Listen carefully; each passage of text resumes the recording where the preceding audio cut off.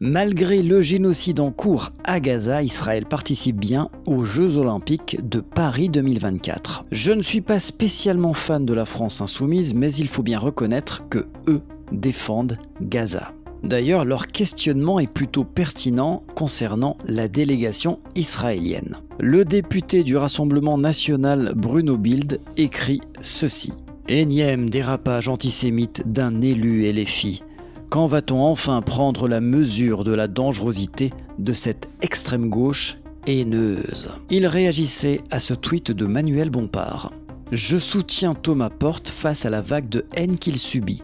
Face aux violations répétées du droit international par le gouvernement israélien, il est légitime de demander à ce que ces athlètes concourent sous bannière neutre aux Jeux Olympiques. Le CIO a décidé que les Russes et les Biélorusses seront sous bannière neutre et ne paraderont pas lors de la cérémonie d'ouverture. Ces athlètes sont sanctionnés à cause de la guerre entre la Russie et l'Ukraine. Mais faut pas mélanger sport et politique, voyons. C'est en tout cas ce qu'a dit Emmanuel Macron. Quelle est la différence entre Thomas Porte et Anne Hidalgo ?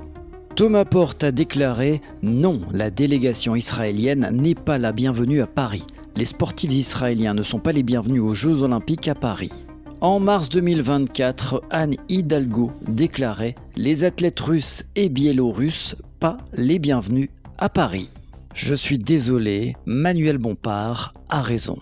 Non, il n'y a rien d'antisémite à demander que face aux violations du droit international, les athlètes israéliens concourent aux JO sous bannière neutre, comme c'est le cas pour les athlètes russes. Christine Kelly m'a fait verser une larme. Non à la haine du juif, #Israël, #boycott Israël. Moussa Gérald Darmanin nous a expliqué que Thomas Porte avait tenu des propos antisémites. Je le cite, « Il met une cible dans le dos de ces athlètes israéliens, il n'attaque pas la délégation nord-coréenne ou iranienne. Il attaque sciemment parce qu'ils sont juifs, les athlètes israéliens. » Gérald Darmanin, c'est de la discrimination ce que tu fais. Israélien ne veut pas dire nécessairement juif, il y a également des musulmans et des athées notamment. Et les amis, faut pas confondre politique et sport. Regardez, c'est sur le compte Twitter de Tsahal qui fait donc un parallèle entre les athlètes olympiques et les soldats de Tsahal. Véritable propagande. Le président israélien Isaac Herzog sera présent à la cérémonie d'ouverture des JO. Vous ne savez pas qui c'est cette personne ici présente qui signe des autographes sur des bombes qui vont tuer des personnes innocentes, femmes et enfants à Gaza. Emmanuel Macron joue la carte de l'hypocrisie en expliquant que la présence de la délégation israélienne est une décision du CIO.